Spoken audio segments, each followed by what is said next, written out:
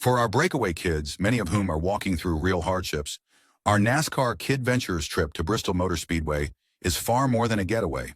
It's a taste of adventure, the joy of community, and a rush of racing thrills wrapped into one.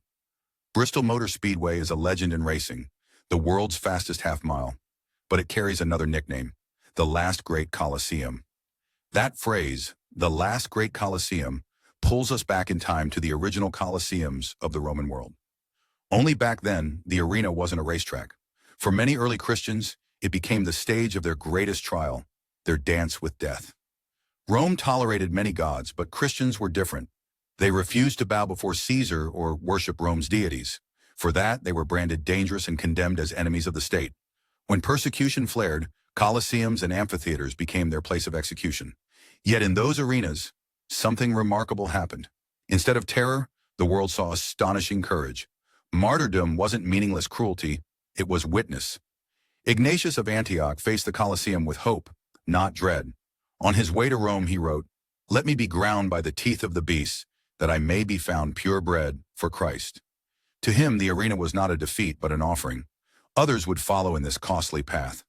In ancient North Africa, the city of Carthage had its own vast amphitheater, an oval arena for gladiatorial games and public spectacles, functioning much like Rome's Colosseum.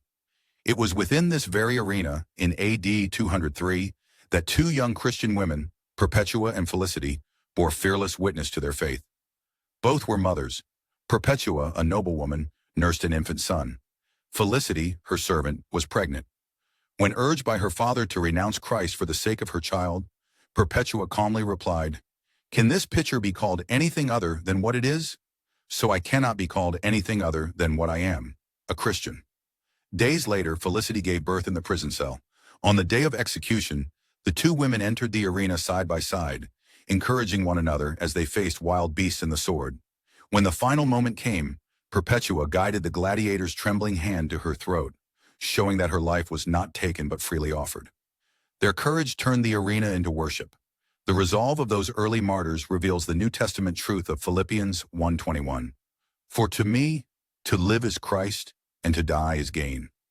Most of us will never face lions, but we all face colosseums, places where we feel pressure to compromise or stay silent.